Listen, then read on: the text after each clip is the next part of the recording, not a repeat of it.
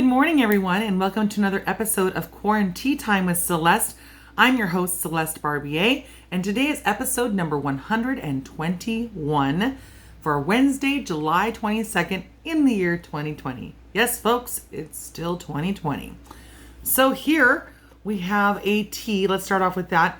I'm going to have the Matcha Mate Grapefruit Tea by Tazo, and I am just steeping this a little bit.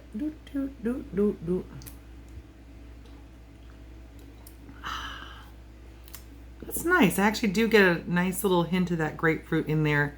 And then it's got a very strong green tea mate kind of flavor. Find your focus with an infusion of green tea, matcha, mate, and tangy grapefruit. I'm getting kind of a little bit of a late start today, but I'm here. And I am going to be quoting some people's birthday quotes today. So it is George Clinton's birthday, not to be confused with Bill. George Clinton is pretty much the king of funk. And he said, style is whatever you want to do if you can do it with confidence. Yeah, baby. And Alex Trebek, it's also his birthday. You may know him as the host of Jeopardy! Da, da, da, da, da, da, da. I just like to sing that little riff. He said, if you can't be in awe of Mother Nature, there's something wrong with you. Right? Every day I'm in awe of nature. You just look outside and you see how everything works together so harmoniously and so beautifully. And I don't know how anybody could not be like in wonder of how amazing that all is. He said, we're all experts in our own little niches. Yep, we have our own little things. Everybody has something, right? Some people are just really amazing, and so many people are so humble about what they can do that they don't even realize that what they do, and what they can do is actually more impressive than what a lot of other people can do, and they're just so humble about it you would never even know. But everybody is an expert at something. In fact, tell me what you're an expert at in the comments. He also said, my life is what it is, and I can't change it. I can change the future, but I can't do anything about the past. Now, this is something I like to analyze things, even people's words. Now, it's funny. So if you say I can change the future, that is indicating that there maybe have been some kind of predestined kind of future. So you don't know if you think you're making a change for the future, maybe that change was always going to happen. So you never really do know, do you? Anyway, so the universe might have known you were going to take that veer left, whatever you were going to do. It's also Oscar de la Renta's birthday. He is a fashion designer born in 1932. He said, I like light, color, luminosity. I like things full of color and vibrant. Me too, Oscar. And he also said, the qualities I most admire in women are confidence and kindness. Me too, Oscar.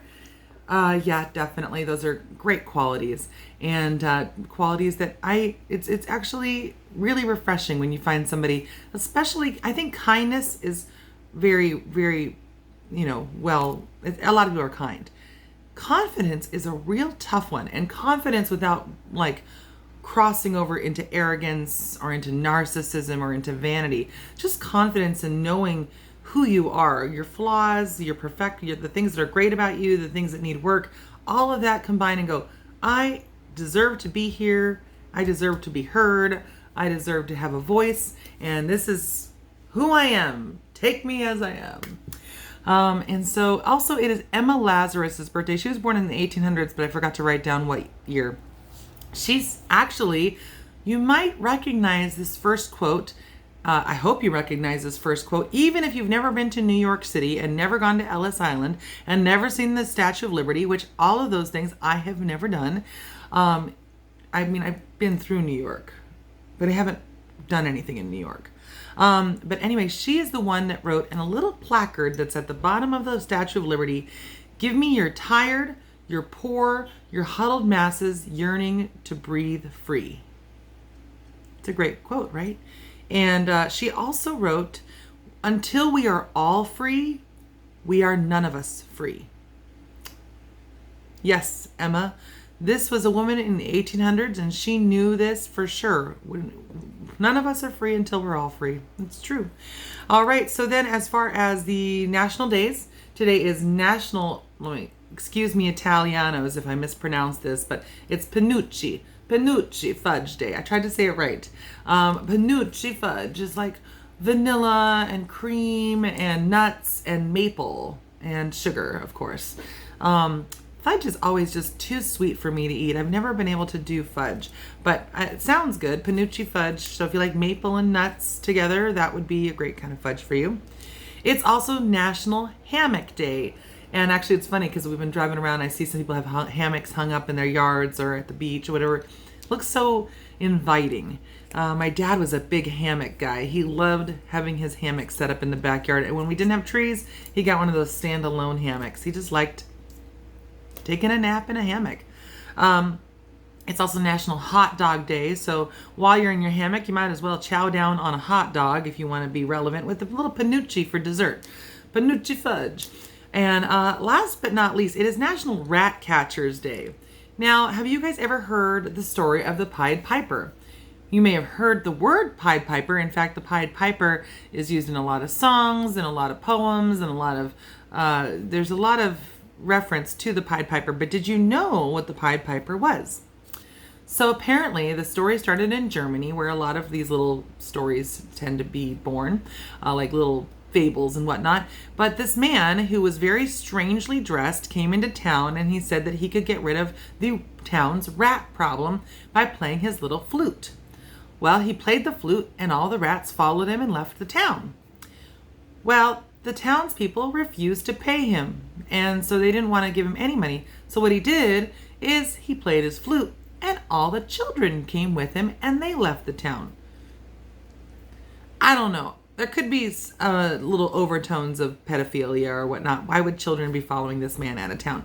However, it is still something that is celebrated yearly, annually in Germany, and they have all these festivals and they have all these events, and oftentimes there's a guy dressed as a rat or a rat man, and then there's a Pied Piper, and all the kids follow him around the town.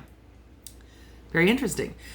And I find it very interesting because Renee and I have been having quite a horrible rat problem this entire time that we have had our lockdown. And we've had an infestation. Rats literally chewed up through our floorboards, to come into the house. So now our landlord is going to be replacing our floors in the next few weeks. So yeah, we've tried everything to try to handle this rat problem. And my friend Laura Jane has the perfect song for this. If you ever look up the Tighten Ups or Laura Jane Wilcock, she has this song called A Real Rat Problem, about a rat problem in San Diego. So anyway, every once in a while, me and Renee bust out that song because we've tried to take it this lightly. And we do think rats are cute. We just don't want them in the house. And it's been a nightmare. So maybe we need the Pied Piper, and we'll pay him. We'll pay the Pied Piper. Maybe we'll do trade. No, we'll probably pay him because we don't want him to, take Wazo with his little Pied Pipe. Anyway, anyway, this is today's episode. A little bit scrambled, a little bit all over the place, but I hope you guys are having a wonderful Wednesday for this July 22nd. Enjoy a nice cup of tea. Have a hot dog, lay in a hammock. Just enjoy your day, and I will see you tomorrow for Thursday's episode. Bye.